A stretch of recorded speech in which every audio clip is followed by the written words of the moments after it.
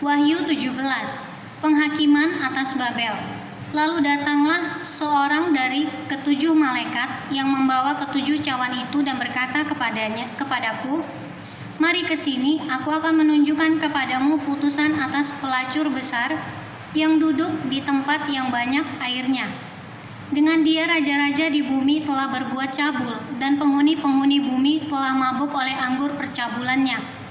Dalam roh aku dibawanya ke padang gurun, dan aku melihat seorang perempuan duduk di atas seekor binatang yang merah ungu, yang penuh tertulis dengan nama-nama hujat. Binatang itu mempunyai 7 kepala dan 10 tanduk, dan perempuan itu memakai kain ungu dan kain kirmizi yang dihiasi dengan emas, permata dan mutiara, dan di tangannya ada suatu cawan emas penuh dengan segala kekejian dan kenajisan percabulannya.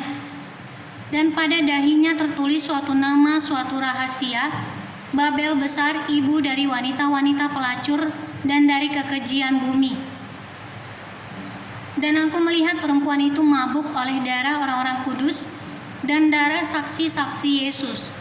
Dan ketika aku melihatnya, aku sangat heran. Lalu kata malaikat itu kepadaku, "Mengapa engkau heran? Aku akan mengatakan kepadamu rahasia perempuan itu dan rahasia binatang yang memikulnya, binatang yang berkepala 7 dan bertanduk 10 itu. Adapun binatang yang telah kau lihat itu telah ada, namun tidak ada. Ia akan muncul dari jurang maut dan ia menuju kepada kebinasaan. Dan mereka yang diam di bumi, yaitu mereka yang tidak tertulis di dalam kitab kehidupan sejak dunia dijadikan, akan heran apabila mereka melihat bahwa binatang itu telah ada namun tidak ada dan akan muncul lagi. Yang penting di sini ialah akal yang mengandung hikmat. Ketujuh kepala itu adalah 7 gunung yang di atasnya perempuan itu duduk. Ketujuhnya adalah juga 7 raja, 5 diantaranya sudah jatuh. Yang satu ada, yang lain belum datang, dan jika ia datang, ia akan tinggal seketika saja. Dan binatang yang pernah ada dan yang sekarang tidak ada itu, ia sendiri adalah raja ke-8, dan namun demikian, satu dari ketujuh itu, dan ia menuju kepada kebinasaan. Dan ke-10 tanduk yang telah kau lihat itu adalah 10 raja yang belum mulai memerintah, tetapi 1 jam lamanya mereka akan menerima kuasa sebagai raja bersama-sama dengan binatang itu. Mereka seia sekata, kekuatan dan kekuasaan mereka berikan kepada binatang itu.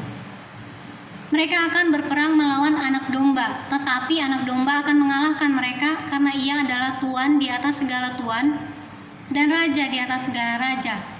Mereka bersama-sama dengan dia juga akan menang, yaitu mereka yang terpanggil, yang telah dipilih dan yang setia. Lalu ia berkata kepadaku, "Semua air yang telah kau lihat di mana wanita pelacur itu duduk adalah bangsa-bangsa dan rakyat banyak dan kaum dan bahasa.